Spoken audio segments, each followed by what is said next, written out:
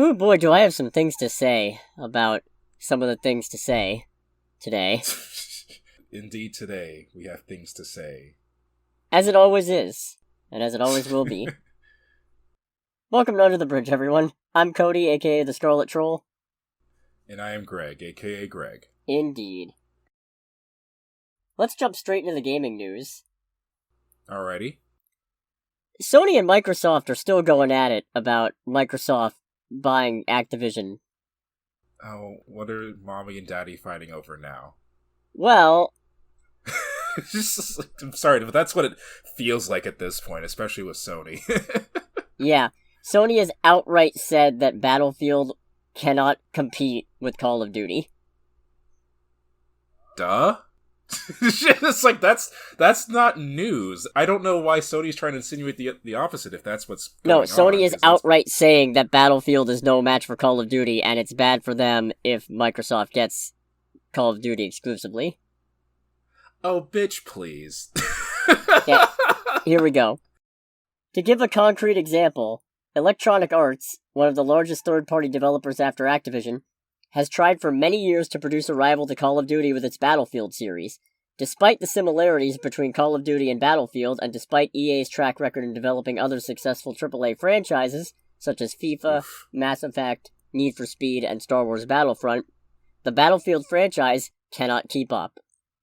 Sony adds that Battlefield's latest entry, the comparable miss of 2042, sold just 88.7 million copies, compared to COD's 400 million. That's just harsh to say. From a professionalism standpoint, I don't know what they were trying to do, but they just kind of sound like the jerks in the back of the room saying that. Right? It's like, this is just ugly and stupid, and I love it. Somebody sell tickets. Yeah. I mean, for me, because I partake in both of those series, with the exception of, more recent entries in both of those series, I love Battlefield and Call of Duty, and my response to that is, duh? I think at this point, EA definitely understands that they can't compete, but for Sony to use that as some kind of token to hold back Microsoft buying Activision to get Call of Duty, it's just like, that's... Okay, so how did you think that was going to go? And I need you to repeat that again, slowly to yourself, and think about how that sounds. How pathetic does that make you sound? Yeah, it's just... To say nothing of the fact that you're throwing EA under the bus. Yeah, that was a big part of it, too, because it's like, okay, so now you're just shitting on, one of your partners as well. And don't get me wrong, shit on EA all you want. They deserve it. Yeah, but Sony... From a professionalism standpoint... You don't got any room. No. You didn't have to do it to him like that. God almighty, that is just... churlish. Wow, that's a $5 word that I haven't used in a long time. I gotta steal that. It's so stupid. Churlish. Hmm. Huh. Alright, now it's time for me to have some things to say. Oh, I'm about to go on a rant. Alright. Not beer that I'm drinking. It's Coca-Cola, actually. I mean, I have cherry Pepsi next to me, so that's the best I can do. How dare you? Pokemon Scarlet and Violet are the fastest-selling games in the history of Nintendo. Really? Yeah. They sold 10 million copies in 3 days. Jesus Christ. As Nintendo stated, this is the highest number ever for global and domestic sales in the first 3 days after the release of software for all Nintendo game consoles, including Nintendo Switch. I wonder why that is. What exactly sets the new Pokemon games apart that creates more demand in that regard? False advertising. Okay. They were like, oh, it's a big open-world Pokemon game. That's not level scaled. So, yeah, I mean, technically you can go wherever you want right off the bat. You're gonna get your shit stomped in if you do, but I mean, you could. Oh, but wait, no you can't. You wanna go in knee-deep water? Sorry, you gotta upgrade your bike first, and that's gonna require dealing with some of the story stuff. So, you can't actually go anywhere at any point, but we've been selling it like it is. Oh, and did I mention it runs like poo? 'Cause it does. You could be in a room, and in the back of the room, somebody will be moving at 5 frames per second. I personally find that hilarious. Just the mental image of that is funny. I understand that that's frustrating to deal with, though. Especially because these games, I can't get over this enough, and this is somebody who's part of the problem, because, yes, I bought the game. I bought one of them. But, so, yeah, feel free to just write this whole thing off as I'm part of the problem, because I got it. But... I mean... But... These games used to cost $40. Now they're up to $60, but then you have to pay $30 extra for the DLC that makes it a complete game, functionally. And for what? You can't even say an uptick in graphics and performance anymore, because yeah, the graphics look better when they run. And people want to turn around and go, oh, it's the Switch hardware, they just can't handle it. Breath of the Wild was a goddamn launch title. Yeah, for me, that's kind of a hard argument to make, because, like, granted, I don't think there's too much, like, real comparison, but the fact that these games do actually run some of what were, at the time, top-of-the-line PS3 games. I know it's, like, 2 console generations apart, but to do that by itself, consistently, without issue, it's like, no, the system is definitely powerful enough, guys. Oh, and get this. Portable. They have local multiplayer, and they have co-op multiplayer where you can adventure with people, right? And I did that last night with somebody, because you can actually get the other person's version exclusives if you're both running different versions of the same game. Huh. Wait, I'm sorry, what? How does that work? So, say I have Scarlet and the other person has Violet. Okay. And we go in an area that has specific area encounters, like you can find certain Pokemon, these Pokemon in Scarlet, you can find these Pokemon in Violet. If we're adventuring together through online multiplayer, and we're in the same general area as each other, and by general area I mean pretty close proximity, I guess, we can encounter each other's version exclusives. I feel like that's a cheesy way to make getting the other version of the game redundant. No, I like that, because it means you don't have to have both versions, which is good, because having 2 versions of the game was a fucking scam to begin with. Oh no, don't get me wrong, I think overall that's a good thing. But I can't help but think that as well. Oh, and you know the worst part? The part that kind of invalidates the whole thing? I don't know if this is intentional or if this is a glitch because, well, the game runs like garbage. But we can't see each other. Wait, what? Yeah. We could not physically perceive each other. So how do you know the proximity's good then? We just communicated via Reddit. Oh, that's so bad. Right? That is ridiculous. It just kind of invalidates the whole thing. It's like, oh yeah, you can encounter people if you're in the same area. Good luck figuring out if you are, though, or if you want to go to a different area. Have fun communicating that.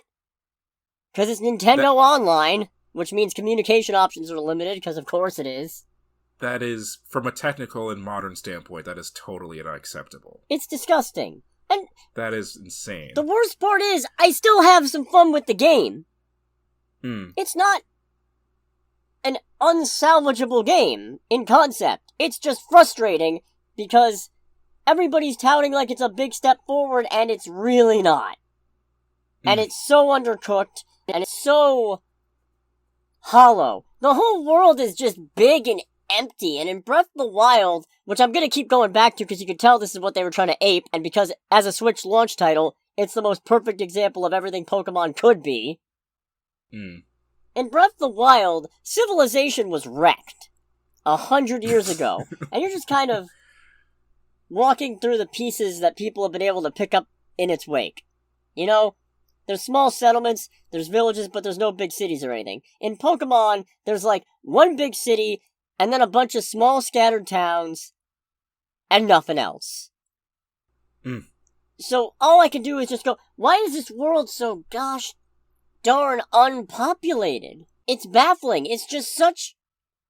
I don't want to say lazy, because I don't want to imply that the people working on this game didn't work hard, because they absolutely did.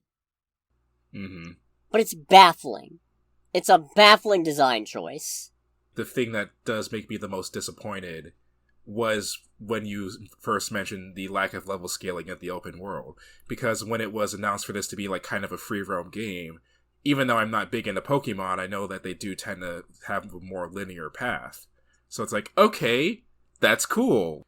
I am interested in this game to a certain degree. And so to hear, when you mention that portion, is like, alright, not a surprise, but definitely really disappointing. Yeah, no, you can technically tackle the game in any order you want. You could just catch a bunch of early game Pokemon, level them up to the 80s, stomp out the first gym, the last gym rather, the most powerful gym, first, and then sweep the rest of them like butter. I don't know why I said that. I don't know how you sweep butter. As I say, I've never heard that phrase before. Sweep them up like dust bunnies. There we go. Okay. But what's the point? It's like, yeah, you can technically do the games in any order you want, but there's a clear order that you're supposed to do because the game is based on levels. It's a hard stat check.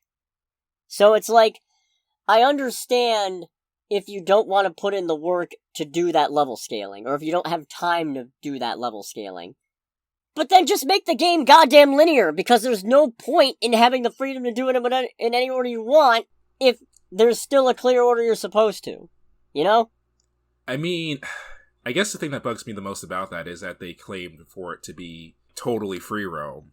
And not only is that not the case, from what it sounds like, the way that they've set it up is actually kind of worse than other smaller games do. From what you've been telling me, the thing that pops in my head is like the Borderlands games, because with Borderlands, they want you to tackle the story in a particular order, in a very specific order, but throughout each chapter, there are 20 or so odd small missions that you can do at any time as you please, and those missions are clearly there so that you do rank up so you're ready for the next bit. That, if they did that, that would be fine. And if they were straightforward about it, that would be fine. But this just sounds like worse than that. Yeah. Anyways, I think that's enough cynical ranting about Pokemon. I mean, I will say, even though I don't partake in Pokemon stuff or Nintendo stuff, and now at this point in my life I can say that's at least partially because Nintendo makes decisions that, as a consumer, piss me off, it is still kind of disappointing to hear that. Just because it is one of those things where for all that was thought about this game, it's like, okay, this is actually kind of a paradigm shift. Like, I'm not the biggest Pokemon nerd or knowledgeable about it, but from how I've observed they make their games as far as how they play, it's like, this could actually have a lot of long-lasting potential and change a lot of things for Pokemon and other games down the line, only for it to be like, actually, no, that was just pillow talk. Yeah, this was supposed to be a game changer. This is supposed to be the big step forward. And instead, it's just another little tiptoe. And them being so fast-selling, which I now am mad at myself for helping to encourage, means that there's no reason to ever stop doing it. Just churn out games that are blatantly unfinished and busted. There's a character where every time I see them in a cutscene, one lock of their hair keeps twitching uncontrollably.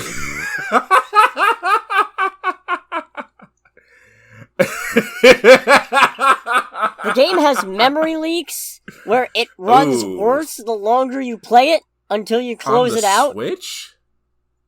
Jesus. It's unacceptable. Yeah, memory leaks and stuff, I would expect that on PC games, so not Switch. Anyways. That makes it better. Anyways, I'm done. Okay. It's an interesting fact that it's selling so quick. Shame on all of us. That is fascinating. I'm pointing the finger at myself, too. Shame on me. How dare you. Never do it again. Enough. Yes, sir, you got it. Only use Pokemon games from here on out. That's what I thought. You remember how I said I don't like to do RIPs to celebrity deaths? Is there another one? There's another one. Oh no. Albert Pyun. I am not familiar with him. Well, he's a genre filmmaker. A lot of his work I haven't seen. He's made films such as The Sword and the Sorcerer and Nemesis.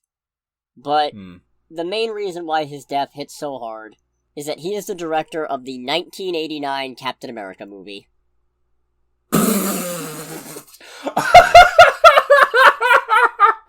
I'm sorry. Yeah. I'm sorry, because I know it's supposed to be kind of a solemn, sweet moment. No, it's pretty funny. That movie is not great, but I love it. Oh, God almighty. I'm so proud to have it on disc. For the uninitiated, or the people who have never seen this movie, this is a movie where, I want to say twice in the movie, if I remember correctly, Captain America is like confused by something, pretends to be sick, asks for help from a driver who passes by, and then proceeds to literally steal their car and drive away. Yeah, after punching them. After punching them. And both times, because the antagonist is Red Skull, both cars, if I remember correctly, are also German cars. Like, I know that one of them was a Volkswagen Golf, so when I noticed that in the movie, it's just like, accidental symbolism? Where did Captain America learn how to steal a car? Flashback to 1989, I guess. Oh, God almighty, that's funny. I mean, it's unfortunate that this man died, but that's funny. Yeah, no, the death itself is absolutely tragic. He was 69 years old. Just a few years ago, he was diagnosed with multiple sclerosis and dementia, which is very unfortunate. Yeah, talk about a double whammy. He's worked with Jean-Claude Van Damme, Christopher Lambert, Burt Reynolds. So, yeah, absolutely sad. But I did want to share that Captain America film. Was it 1989 or was it 1990? Either way. Because that movie brought me a lot of joy. I will definitely say, because we watched it for a movie night, it is definitely one of those movies where it is not good in the slightest, but if you haven't seen it, you definitely should. So now, in true film buff fashion, it is time to go back and watch a bunch of his other movies and then pretend I was a huge fan of his work all along. Hey, that's not exclusive to movie fans. Music fans do that as well. Yeah, so. no. I'm not actually going to do that. I am going to check out his work, though. It's just a shame that absolutely. It feels like this is always the thing that's an incentive for me to check out someone's work, is them dying. Fair. Anyways, that was a half downer and a weird... That's just in a weird spot. It's why I hate doing these. Right. Because this is mostly supposed to be a funny podcast, you know? Yeah. Like, it's news, but it's funny news. Or, like, moderately disappointing. Why are people who are paid millions of dollars acting like small children? That's the funny part. Let's go to one of the funniest men of them all, Weird Al Yankovic. Oh, boy. Once upon a time, he wanted to do a parody of Hedwig's theme, the Harry Potter theme. Really? Yeah. Per him, he says, whenever it was, about a decade or two ago, I approached the movie company just to get a general blessing, like, hey, I'd like to do a Harry Potter parody. And I think they said no, or they never responded, or whatever. But sometimes when you're dealing with franchises and you ask permission, you know, there's so many people who could say no, and they usually do. And from that, he learned, if doing a franchise parody, it's better to just do it and ask for forgiveness rather than permission. I really want to know what he would have done with Hedwig's theme. So does that mean that there is actually something, and he's just going to be like, sorry guys, but, you know. I don't know. Guess we'll find out. Or maybe we have found out. I don't know. His body of work is huge. It is absolutely massive. Like, this man's been in music for a long time. Indeed. And in movies. UHF, what a time. That was a good movie. It was. So, Blood and Honey is happening. Oh boy. And it's getting a sequel. The first one hasn't come out yet. Yeah, I know. But it's getting worse. There's Neverland Nightmare, which is coming out. Oh boy. This one I just found out about. December 9th, 2022, we are getting The Mean One, which is a horror parody of The Grinch.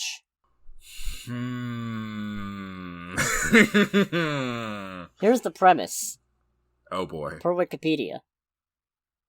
In the sleepy mountain town of Newville, Cindy You-Know-Who saw her parents murdered by the Mean One, a bloodthirsty green-skinned creature dressed in a red Santa suit.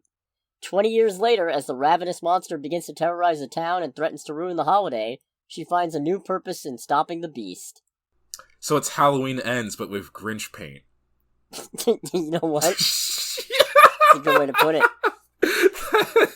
I like I'm that. not sure how I feel about that. I mean, I'd be lying if I said I wasn't at least a little interested in that, even though it sounds like a train wreck. Oh, it does. I can't wait. Oh, and it gets worse. How? There's an even worse one coming. Okay. Courtesy of the same director of Blood and Honey, I believe. Oh boy. Oh wait, nope, different director. My bad. Oh, okay. Alrighty. However, the producer is the producer of Blood and Honey is the director on this one, I guess. Okay, 50% bad. Are you ready for Bambi the Reckoning? No. No. No. What, does Bambi turn into a zombie or something? No, apparently after the death of his mother, he turns into a vicious killing machine that lurks in the wilderness. Why? Well, first off, I didn't know that Bambi was public domain. The book is. Okay. Oh, sweet goodness. There's none to be found here. No, there is not. All the goodness is gone. He also said, prepare for Bambi on rabies. No! That's a horrible mental image. Isn't it just... God almighty. Like, some of these, obviously, like the mean one, for example, isn't being done in response to this, but you can tell that a lot of these, what happened is, they made Blood and Honey, it got some media traction because Killer Winnie the Pooh movie isn't that weird. Right. And now everybody's deciding, let's just make a bunch more of these, even though they've yet to see how the fucking first one is done. Yeah. Outrageous. I'm still gonna watch it. Probably, yeah. And thus the snake eats its own tail, the cycle continues, and we establish ourselves as part of the problem. Indeed. Anyway, I got one other bit of movie. Sorry, it was just the pause. The mean one. Oh, that is. It's Halloween, but with Grinch paint. I'm sorry. Nah, it's all good. Ugh. Apparently, we are not getting a Namor solo movie. I didn't know one was even on the cards. Apparently, it hasn't been because Universal Pictures still has some or maybe all the solo rights. To Namor? Yeah. Really? They've been sitting on those rights like the Hulk distribution rights. Oh, okay. Which, unfortunate. I'd watch a movie about him. Yeah. Kind of more detail about, like, his origin and all that. That would be interesting. Or even just how he goes, his day-to-day life, like running his country. Or, eventually, his wider integration into the surface world.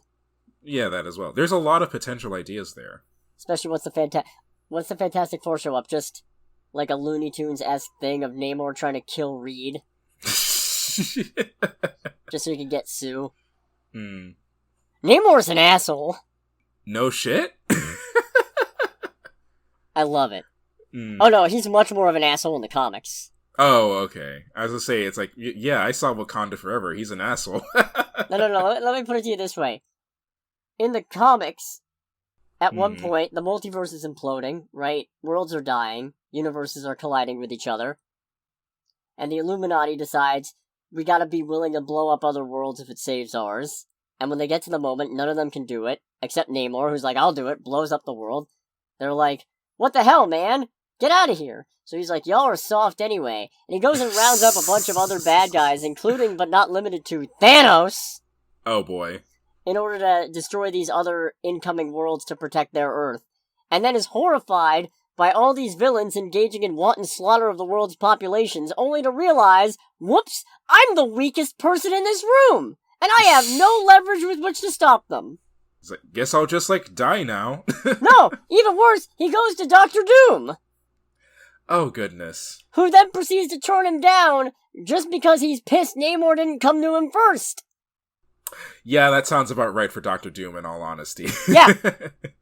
Doom and Namor are pretty good friends off and on. Namor's a dick. Yeah, that's not good. I would love to see him headline a thing, and hopefully eventually they'll get these rights things straightened out. But I guess we'll see from there. Did you have any news? I mean, there's been a couple things about the Gran Turismo movie. So, amongst the very strange, all over the place castings that have been happening with the Gran Turismo movie, one of the most recent announcements was the inclusion of a woman named Amelia Hartford, who I don't expect you to know, or really anyone else who listens to this podcast to know, because she's more known on YouTube. She's a very well-known automotive YouTube influencer. And it's one of those things where it's like, okay, you know what? That is kind of cool. I watch her videos from time to time, so I do enjoy her. But it is one of those things where it's like, okay, so we've got everyone covered, including all of the very, very strange casting decisions. So is this like the Ready Player One casting for this movie? So that's kind of fun. Like how or not Ready Player One and Free Guy, where they had Red Bull sponsored pro gamers come in and be like part of the movie. It's like, okay. And then Kazunori Yamauchi also had a little question and answer thing because the main competitive event for Gran Turismo Online happened this past weekend. And he was there, had a few interviews. And one of the things he was asked about, is like his reasoning for the Gran Turismo movie. And let me just try and pull this back up real quick because I did have it saved on another tab. I mean, he gives like all kinds of reasons. One of the big ones he mentions is that this is an attempt to get people who don't like cars into the Gran Turismo video games and into cars. I would say Ford versus Ferrari is like kind of the gold standard when it comes to the latter, but that's just me. There's all this other stuff about like, the movies made by Sony Pictures and he's just a producer. It's money. Like money? Yeah, it's just money at the end of the day. So, I mean, it's one of those things where it's obvious, but still kind of, alright, now we're just kind of talking up for the sake of it feels like. Yeah. So, when is this movie set to come out? That is an excellent question. At this point, I'm very curious about the movie's budget. Let's see. I want to say it's supposed to come out sometime next year. August of next year. Oh dear. Yeah, and the reason why I'm curious about this movie's budget is because just to kind of reiterate some of the people we have in this movie, we have David Harbour, Orlando Bloom, Jimon Hansu, and I've probably butchered that. No, I think you're pretty close. Okay. Like, But what do I know? I'm still mad about that Saoirse Ronan thing.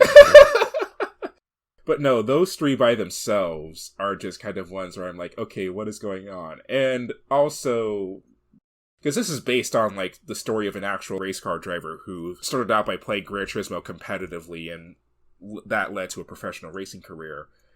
But it is still a thing of like, why is there a story? Why is there an antagonist? Why? Like, what the hell is going on? I don't know. I won't lie. I'm probably going to go to the theater to see this. But I will still just be like, okay, but why? I'm not gonna lie, this might be one where you go by yourself. That is completely fine, and I do not blame you in the slightest. Like, if there's literally anything else that week. Yeah. The Need for Speed movie had a better reason for existing than this does. Oh boy. Ugh. Trailer time? Trailer time. Alright, it's trailer time again. Alright, what do we want to start with? Well, we got the final trailer for Avatar, Entirely Too Much Water. I still kind of don't care. Yeah, me neither, but it was notable enough that I felt like putting it on the list. Yeah, it's like, I feel that, I know part of the reason I don't care is because, well, I think neither of us have seen the original movie. But nope. It's just kind of, honestly, the movie's trying to focus on the people, like, of Avatar and Pandora and all that, and it's like, honestly, I am so much more interested in the humans and the mechs and the beings that have joined the humans and the mechs. I am significantly more interested in the antagonists and their reasoning than anything to do with the main cast. So it's a shame that there's only bits and pieces of them showing up. Yeah, I don't expect an awful lot of development of the human antagonists in this. Oh no, God no. Too much time getting all those big sweeping 3D shots. Yeah. And that's special. Yeah. Also, I know this is like a relatively minor thing, because I know it's part of the identity of the Avatar series and whatnot. I do not care for the music. And unfortunately, the music is kind of what takes me out of it as well. I've already forgotten what it sounded like. It doesn't take me out because it doesn't stand out enough for me to notice. Well, that's kind of the thing, too. It's like, I don't dislike it per se, but I guess whenever I hear it when watching the trailers, is like, that's when it's like, stopped caring. Just like, all shits have been given. Yeah. I guess maybe we'll see, or maybe not. I still don't know if I'm going to see this movie or not. Yeah, I mean, As far as the trailer itself, because I feel like we just talked about like how much we don't care per se, I don't think it really shows us anything that we haven't really like seen before in the last 2 trailers. Yeah. Which is honestly kind of a good thing. A lot of trailers make the mistake of revealing too many of their cards in just a trailer, but still, it's like it's nothing like really that different from what we've seen already. True. We got a trailer for White Noise that actually gives a better idea of what the movie's about. It does. And I am very interested in this movie, but I still cannot make total heads or tails of what's going on. Based on what was shown, it seems like there's some major environmental disaster that Adam Driver and his family are escaping from. But the trailer changed tone so often. It's like, I don't know what to feel, but I do want to see this movie. Yeah, sometimes it feels very... sitcom-y. You know, maybe it's just the presence of Adam Driver, but I'm almost getting the Dead Don't Die vibes. No, I feel like Adam Driver, when he's talks and whatnot, it's like, okay, he's got suburban dad thing going on. Like, it's not perfect, but he's definitely got a suburban dad thing going right now. I mean more the Dead Don't Die, what we thought the movie was going to be vibes. Before the movie came out and was terrible. That movie is still one of the very few examples of me actually being mad at a movie for how bad it is. Ugh.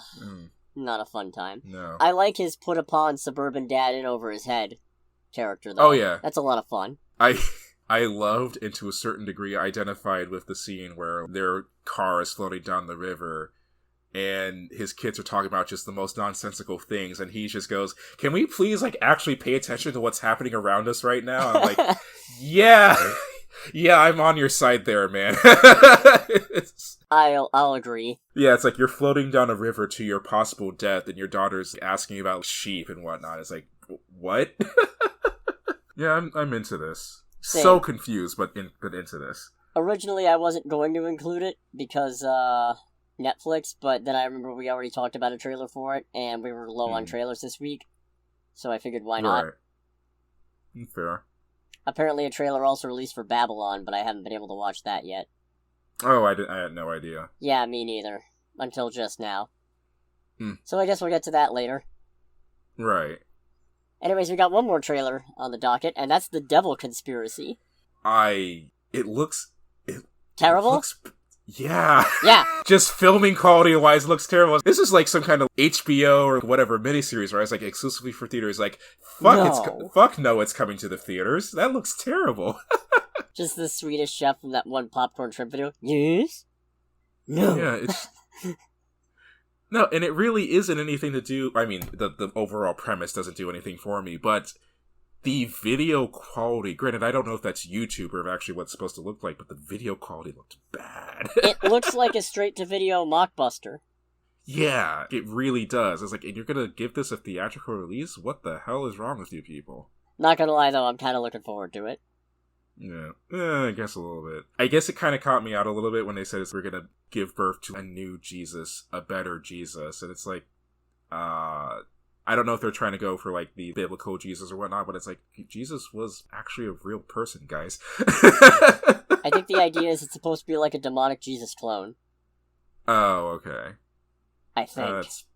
That's fair. It did get a chuckle out of me when the demon or whoever's like leading this whole like evil group has 2 mercenaries with MP5s pointing at the woman. And I'm like, yeah, it's like, you know, demons nowadays, they got it hard. People are so resistant to magic. They gotta outsource their evilness with mercs with machine guns. I was like, what the hell is this?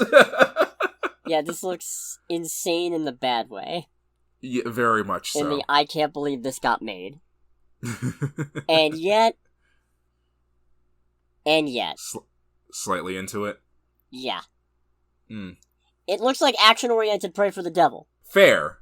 Completely fair. Yeah, I can see that. I could see this existing in the same bland, weirdly blue, grayscale world. Fair enough. What a time. So now, let's get into this weekend's box office. Alrighty. Did we see the highest-grossing domestic movie this weekend? I'm gonna go with no. When did Wakanda Forever come out? Like 3 weeks ago, I think? Then we did 3 weeks ago. It took in $45.5 million domestically this weekend for a $367.4 million domestic total and $676 million worldwide. Okay. So that's very nice. Against that $250 million budget, they are pulling in a pretty tidy profit right now, and it's only going to get larger because it's still a while before the movie has any serious competition. Right. When does Avatar come out? Like 3 weeks? It's still got another probably like 3 weekends. Yeah, something along those lines. In second place, Strange World, which took in $12.1 million domestically for an $18.8 million domestic total and $28.2 million worldwide. Sounds not bad, right? $180 million budget. How? I don't know. What the hell? Jesus. I want to know why you'd spend that much on a movie and then release it right after your big Marvel blockbuster. Yeah, that's... Because it's also kind of Disney. It's the same company. Yeah, that's a doom to fail thought process right there. No wonder they got Iger back. Jeez, man. They had to levy some serious guards against him. You could call it the Iger sanction. Yeah, you could, honestly. But don't. In third place, estimated, is Glass Onion, a Knives Out mystery. Estimated? Well, Netflix isn't reporting the box office gross. Oh, come on. Yeah, they don't want you to know how good their movie's doing, for some reason. But it's believed that it took in $9.4 million domestically for a $13.2 million domestic total. Okay. Again, estimate, who knows, could be anything. Could have been $200 million. Could have been $2. That'd be something. I almost want to make a movie and then show it in one theater with no advertising just to say it's got a $2. Just to say it's got a $2 box office. So you want to do a Tommy Wiseau? Nah, The Room made more money than that. Fair. Well, the overall concept. Wasn't it a whole thing of like they had to release it in the theater for some legal thing or whatever? I don't remember. I gotta rewatch The Disaster Artist.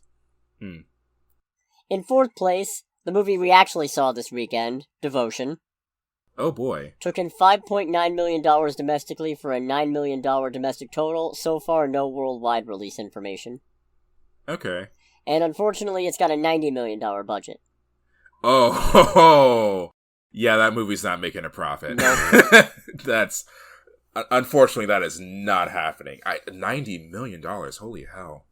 Jonathan Majors, not cheap, probably. Oh, I mean, and neither is Glenn Powell. I think that's his name. Yeah, I mean, fair for both of those guys, but damn. I mean, I was expecting it to be like 50, in all honesty. Plus, you gotta imagine all that hardware probably cost some money. Yeah, like all like the planes and props and everything. Yeah, that probably set them back a bit.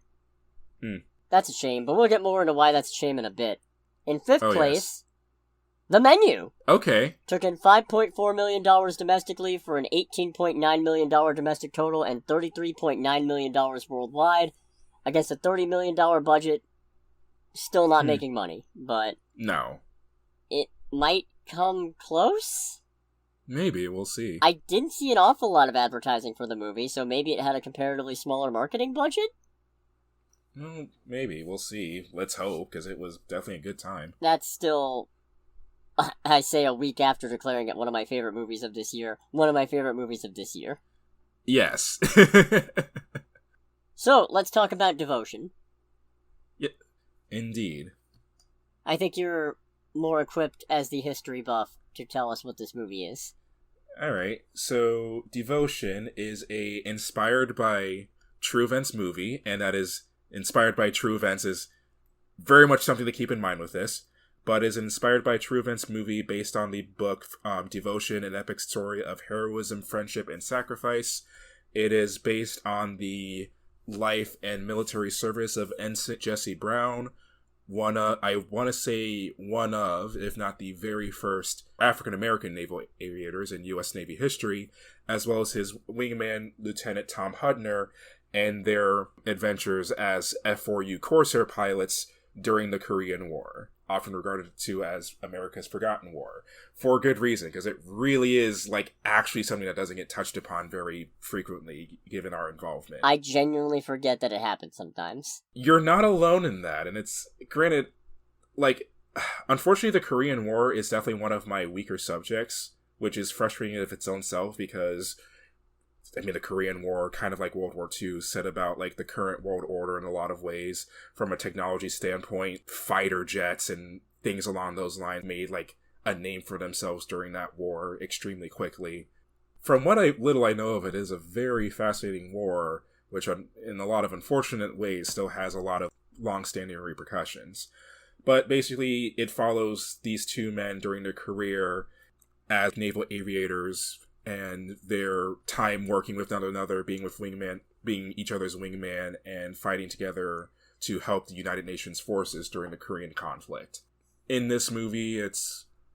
So the first thing I do want to mention, and I mention this because I did actually look to see how other people were reacting to it, and it got a lot of very mixed reactions from an audience standpoint from what I've read. It was straight up like a thing of, like, people either, like, loved it or immensely disliked it, with no middle ground whatsoever. The thing about this movie is that this is not Korea War Top Gun. This is not at all like a Top Gun movie, even though there's naval aviation and fighting in wars as a part of it. This is very much more of a drama movie. It's a lot less funny. Yeah, it's a lot less funny. It's a lot more serious. This is very much a drama using the Korean War as a backdrop. But boy, if I had a nickel for every movie I'd seen this year that had a couple of aviators stranded in snowy hostile territory, I'd have 2 nickels. Which isn't a lot, but it's weird that it happened twice. I guess we'll kind of get into that, or I'll kind of get into that a little bit later, I guess, when we get to the spoiler section, even though, you know, if you know about the life of Jesse Brown, then you kind of know how it goes, and it's a bit unfortunate, but hey. So, like, just honestly, this movie was very, very enjoyable to watch. So, the big thing with a lot of, like, war movies, as someone who partakes in them, is that a lot of war movies, especially war movies focusing on the American side, to a pretty significant degree, more often than not, tend to focus on it's kind of propaganda. You know, there's a whole story about when Top Gun originally came out, it skyrocketed enlistment to the U.S. Navy. Yep. A lot of war movies, especially American war movies, are focused on, like, you know, America being, like, the ultimate power and stuff like that, and how powerful our military is. This is a lot more close-knit. It's not, like, while there are definitely elements of that, the focus of the movie the entire time is focused on Jonathan Majors as Jesse Brown, Glenn Powell as Tom Hudner, their squad mates, their missions, everything about, like, what their lives entangle with.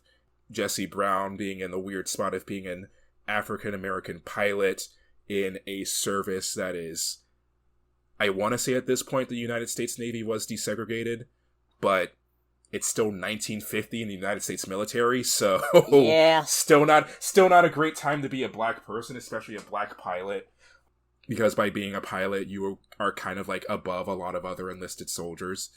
Literally. Yeah, literally and figuratively. The trials and tribulations of conflict between these two men and their respective personalities, you know, Jesse Brown has often had to kind of do things his own way, keep to himself, while still fighting against, like, the people that tell him you need to do, like, exactly what you're told. Because, as it's alluded to in the movie, there were several times, at least in terms of the movie, his real story isn't quite as terrible, fortunately. If you follow what he said, there are chances are that he would have gotten killed.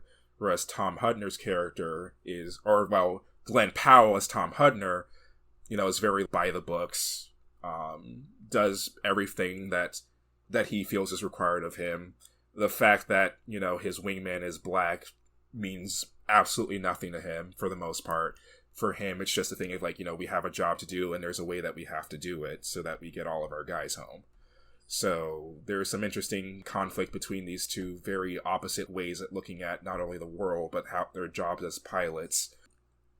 Like, and also, even though they don't get a lot of screen time, the gentlemen that also make up their squadron are kind of wonderful.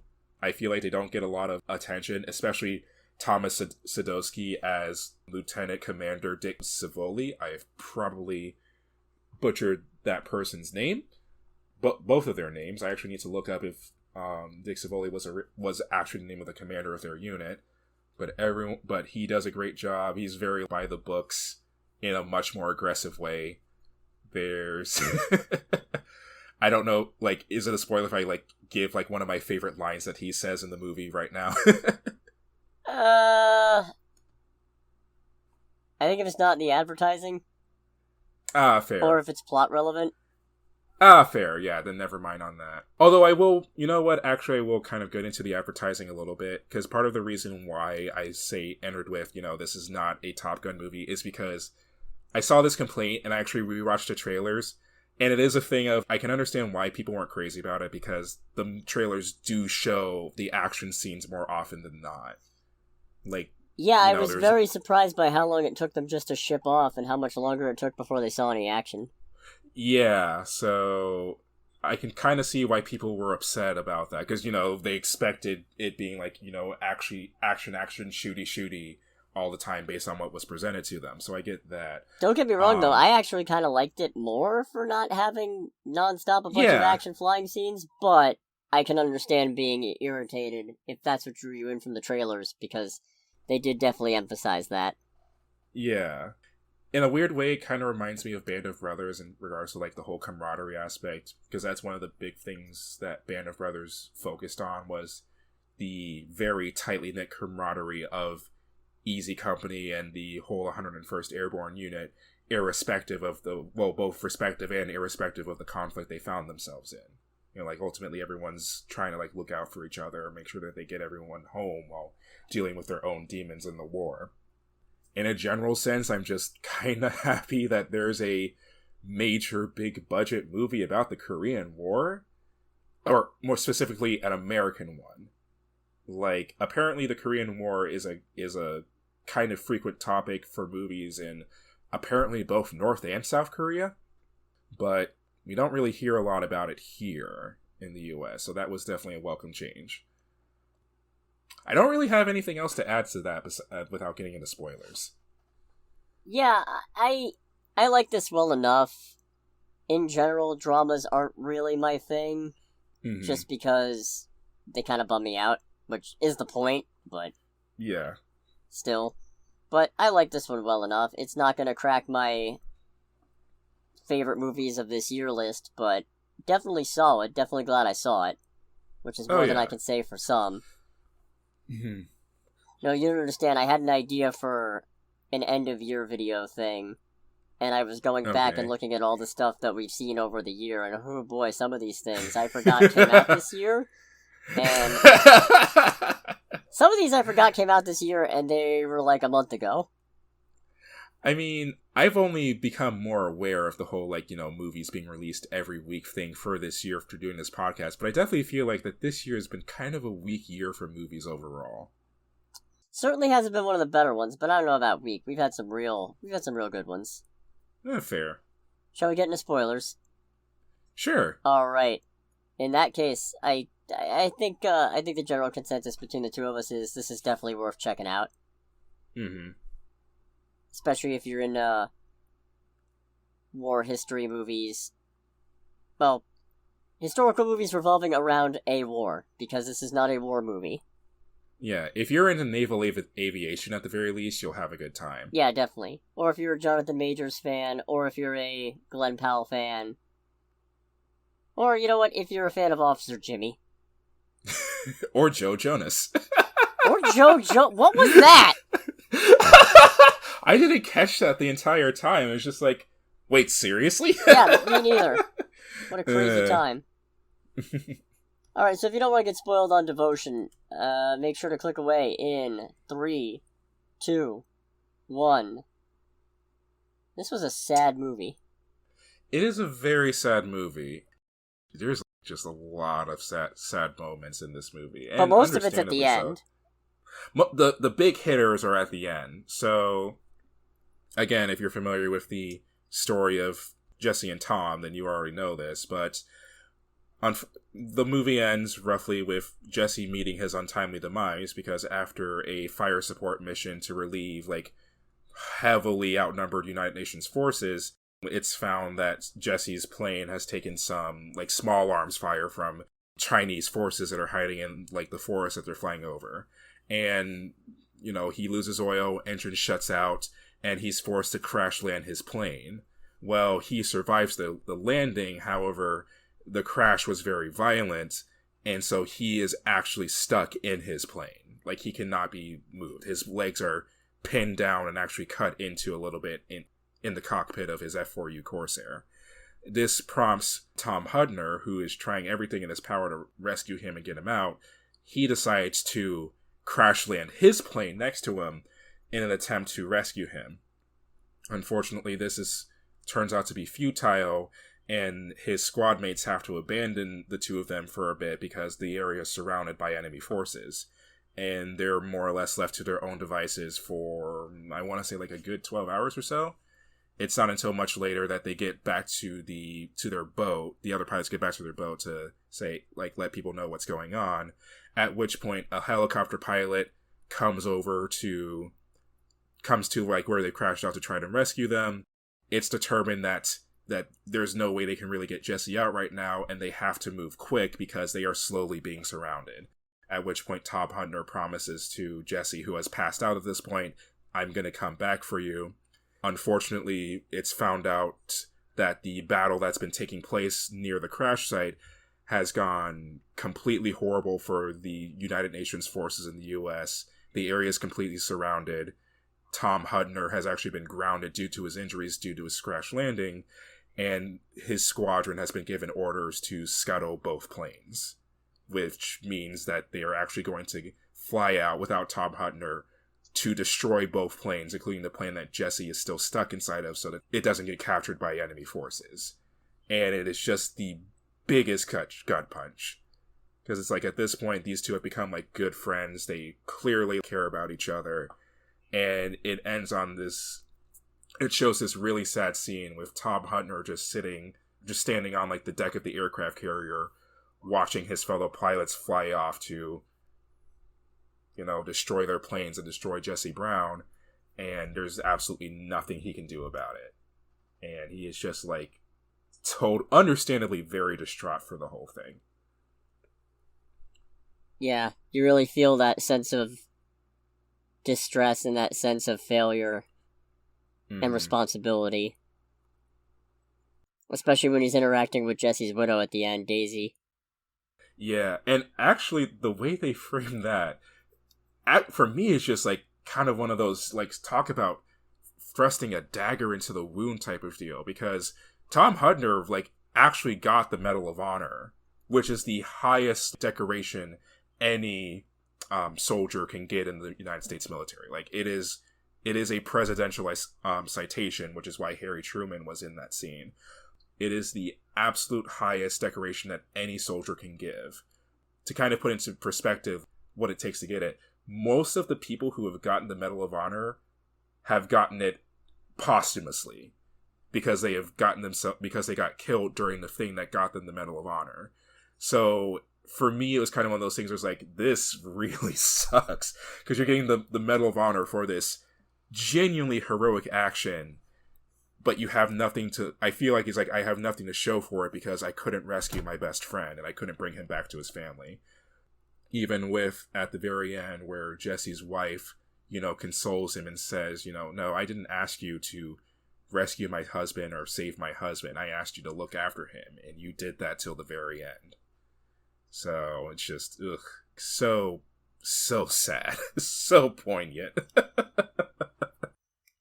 Especially because, while it's intended as an absolving message, I feel like in the wake of some of the other things that happened earlier in the movie, like putting the insubordination thing on the report, I feel like you can see in his face that he still doesn't really feel like he's actually lived up to that. No, yeah. It's like he's done everything he can to, like, just be a good wingman to this guy. And I get the feeling that he feels like he's kind of failed in that regard. Like, again, I really want to emphasize, this is a drama movie. This is not like a full-on war movie. This is a drama that takes place during the Korean War. One of the other big scenes where this is emphasized was during a scene where one of their squad mates is been tasked with testing a F4U Corsair that had just gotten repairs, and he's like done the test flight and is returning back to his plane, but his plane is having issues like leveling off with the carrier to get a good landing solution to catch the catapult and not veer off the other side. Well, as he's trying to adjust, he decides to send the engine into full power. And one of the things that's mentioned about the Corsair at the beginning of the movie, I'm unfortunately not familiar enough with the Corsair as a plane to say if this is actually a true issue with it or not. But the pilots are told if you put the power on too quickly, the engine will basically like conk out due to overstress and it will just like careen into the ground.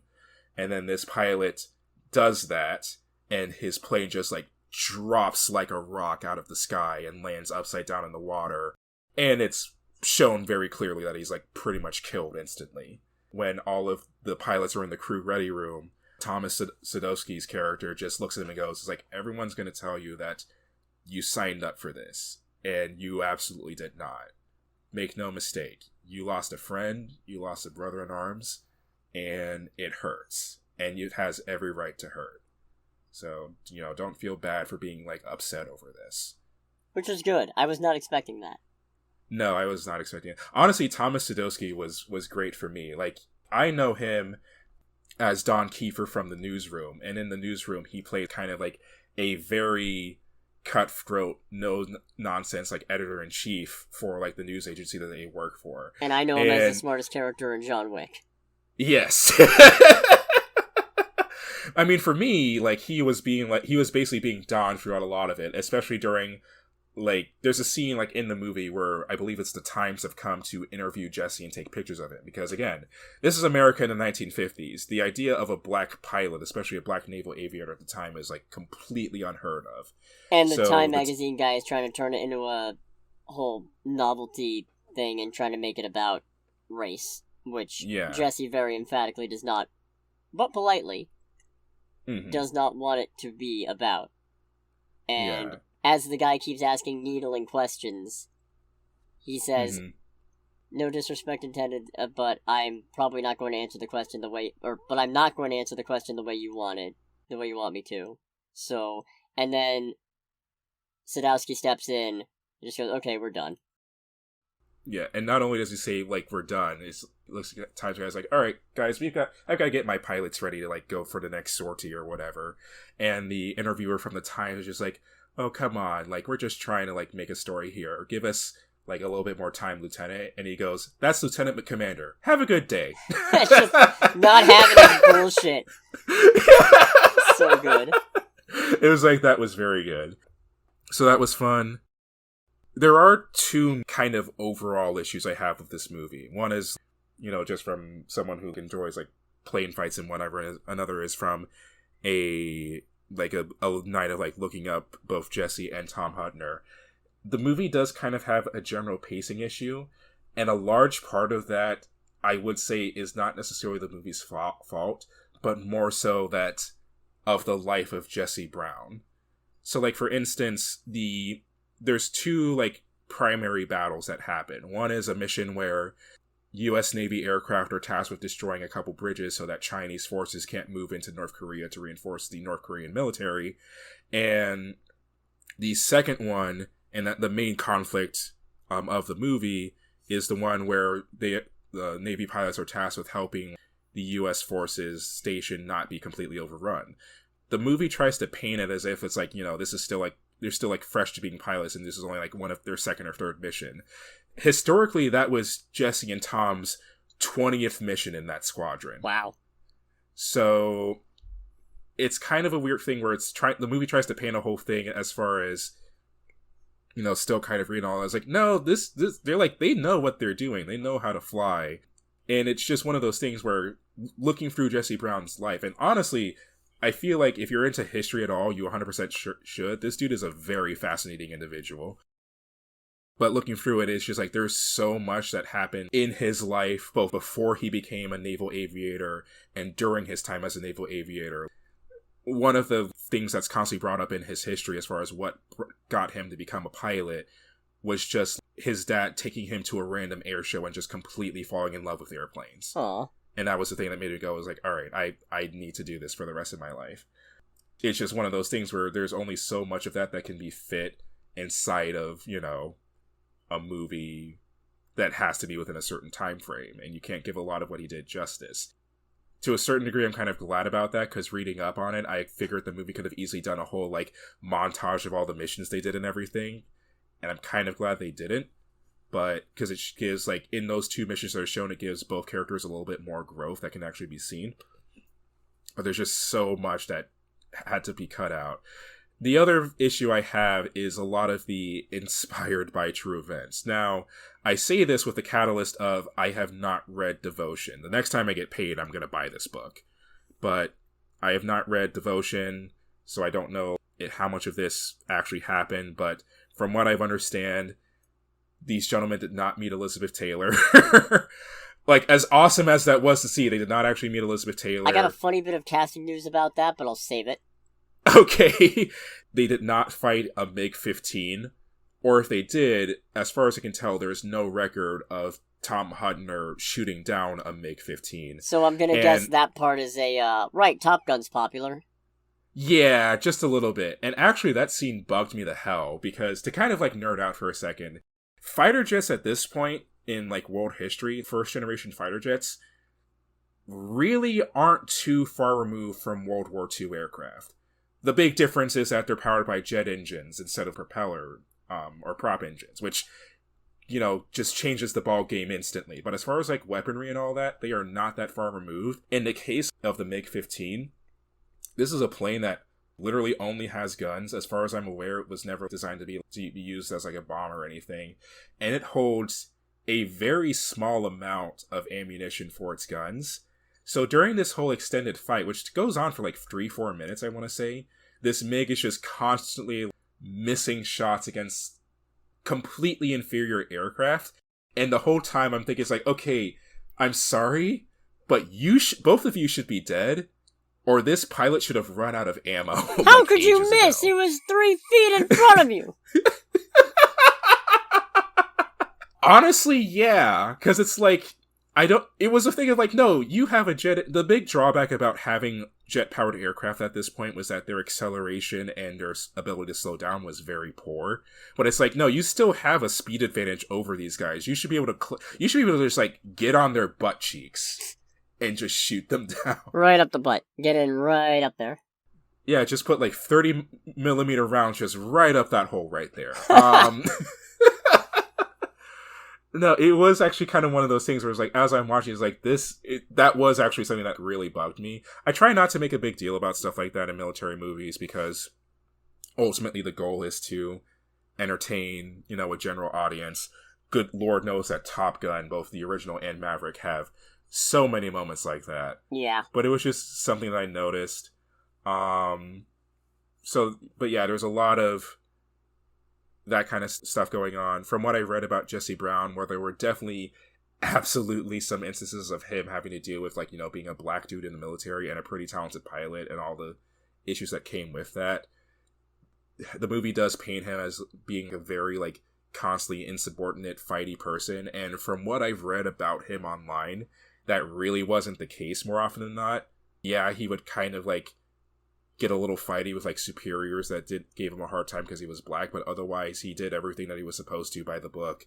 There weren't really any times when he went out of, like, his orders or anything like that. He kind of did everything by the book. Large part because I think he recognized that I kind of have to. Yeah.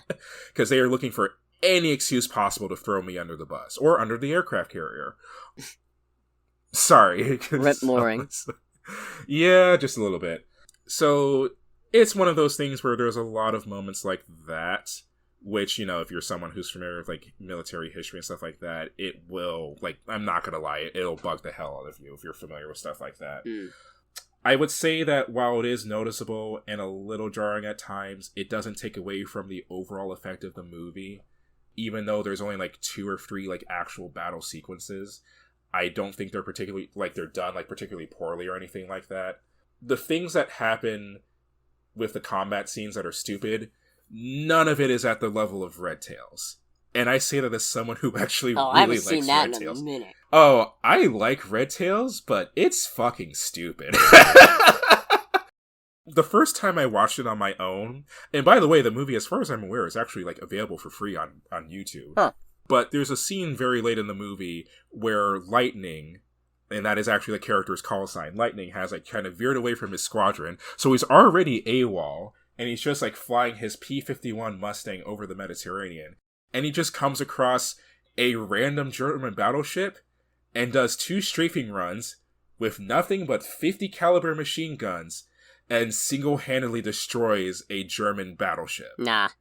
And that was kind of a bit where I actually had to pause the movie and be like, okay. Nah.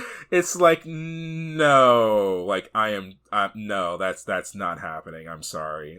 As much as I love that movie, there's nothing that's like as egregious in Devotion.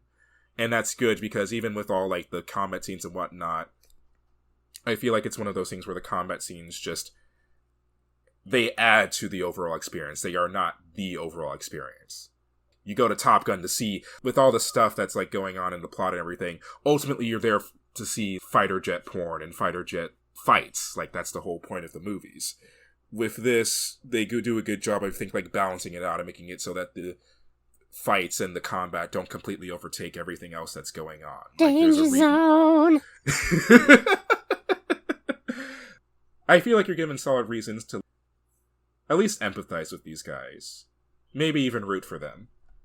I don't know. That's kind of the main things that popped up with the movie.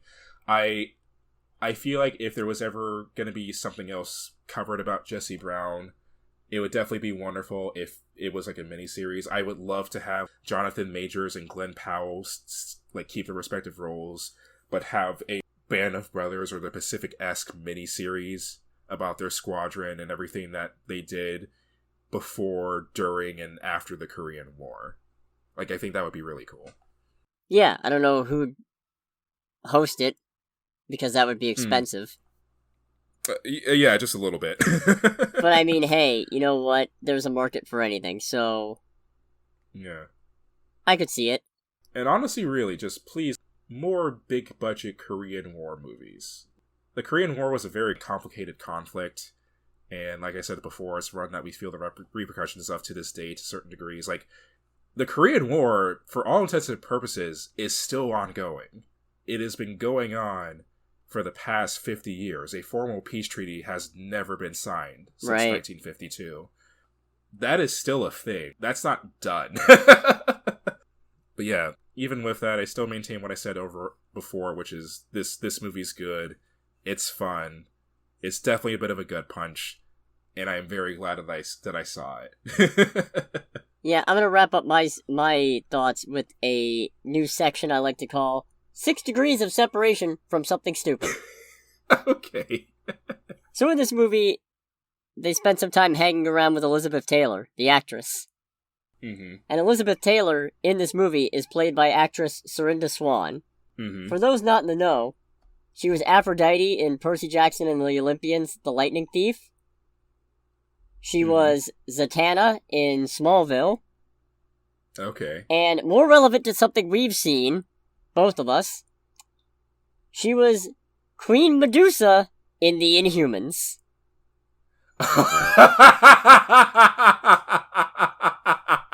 So have fun with that. Oh, no. Why did you do that to me?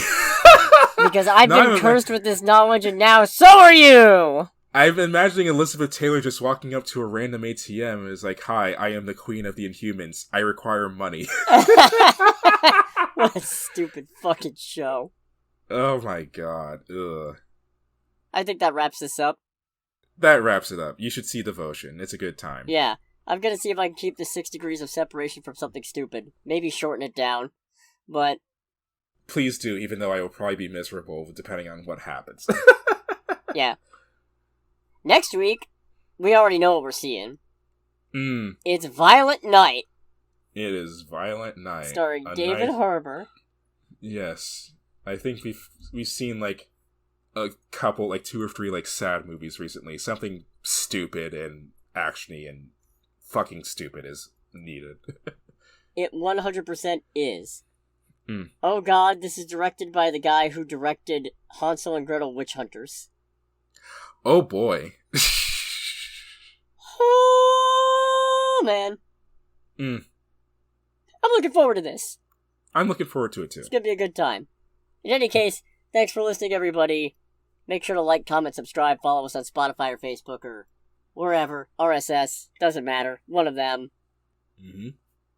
I finally made a TikTok. I haven't put anything on it, but I might eventually. Oh boy. And I'll let you know when I do. Alrighty. In the meantime, this has been Under the Bridge with Coney, aka the Scarlet Troll. And with Greg, aka Greg. And we bid you bye-bye. I do.